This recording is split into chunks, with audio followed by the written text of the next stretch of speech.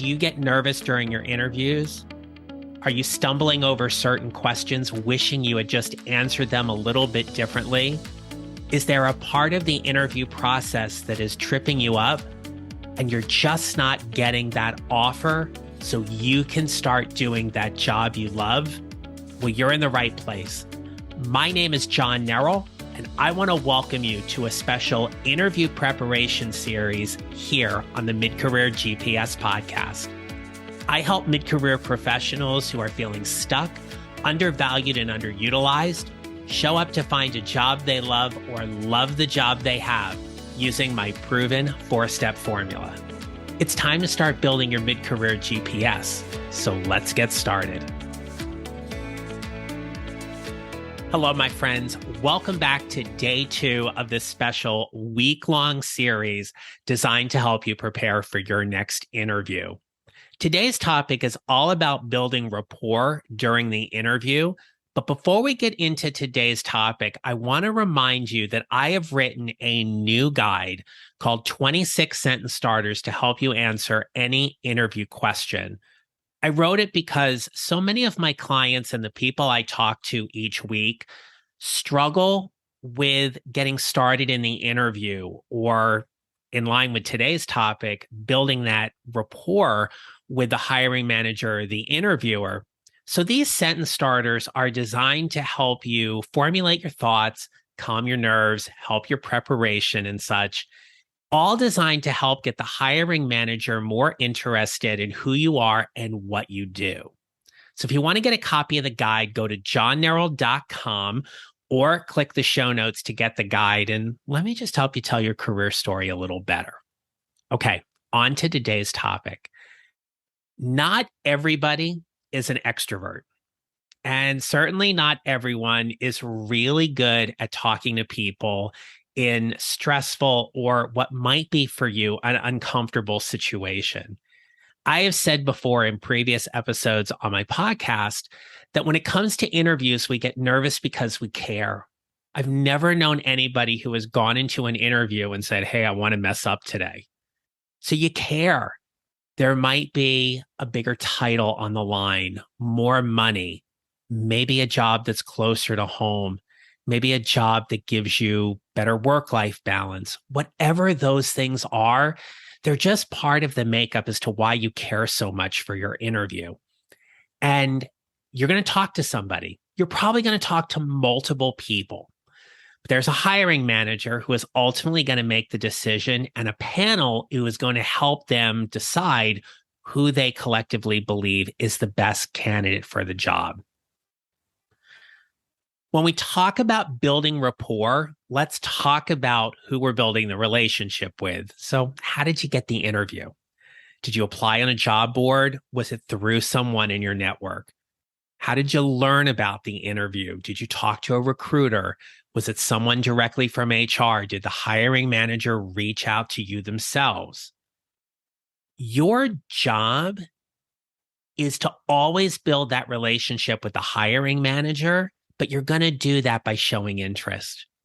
You're going to have some excitement, enthusiasm, some personality behind why you are interested in getting to know them a little bit more. And understandably, they're going to want to get to know you a little bit more as well. We want to be mindful here that there's an entire dynamic at play when it comes to this interview, and it starts the minute it happens.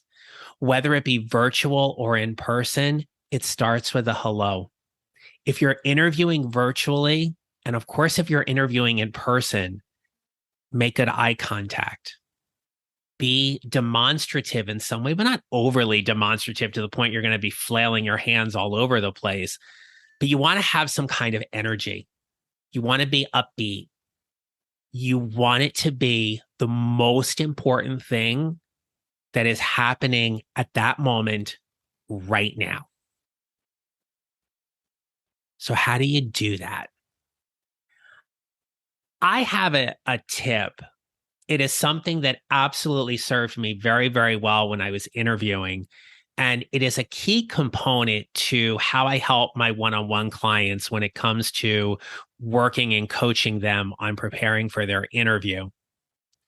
It ties into a larger focus about what I call a unique professional value statement, but we're going to use components of that to help answer the tell me about yourself question. Right off the bat, someone's going to want to get to know you. So when you are asked, so tell me about yourself, here's how you're going to formulate your answer. Here's what I recommend. Who do you help? What do you help them do specifically? And then share something personal about yourself so you're memorable. What you don't want to do at this stage is regurgitate your resume or your LinkedIn profile. Do not do the experience walk.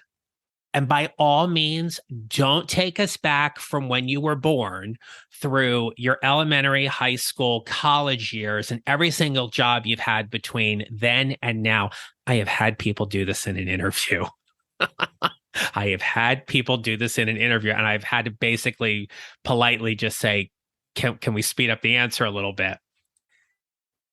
What is it that makes you special? What is it that's going to generate that kind of interest? At the beginning of every podcast episode, you hear me state my value. I say, I help mid-career professionals who are feeling stuck, undervalued, and underutilized show up to find a job they love or love the job they have using my proven 4-step formula. You know who I help. You know what I help them do specifically. But here's the part you don't hear in the introduction, but it was absolutely something I did when I interviewed. When I got asked that tell me about yourself question, or if I didn't and was trying to find ways to make myself be memorable, I shared these 2 facts. I'm a professional bowler and I'm a huge game show fanatic. Now, I share those 2 things because I pretty much guaranteed that anybody they were going to talk to was not a professional bowler and a game show fanatic. Now, as a side note, I've won a title on the PBA regional tour, and I've appeared on a game show. I appeared on the game show Chain Reaction that appears on the Game Show Network back in its first iteration on Game Show Network back in like 2005, 2006. Find something about yourself that you can share that makes you stand out. Whatever that is, it can be a hobby, an interest, an achievement, an award, where you've traveled, where you're hoping to travel. Maybe you've got the best chocolate chip cookie recipe that all your friends clamor for wanting to have.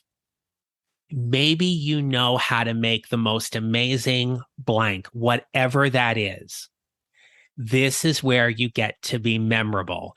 And this is what hiring managers are looking for.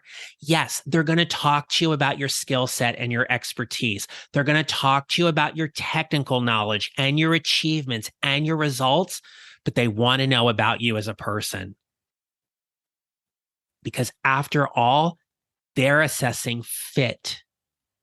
The fit is all going to be based upon your technical knowledge, personality, how well they believe you're going to get along with the team and others, and then ultimately at the end, whether or not they can afford you.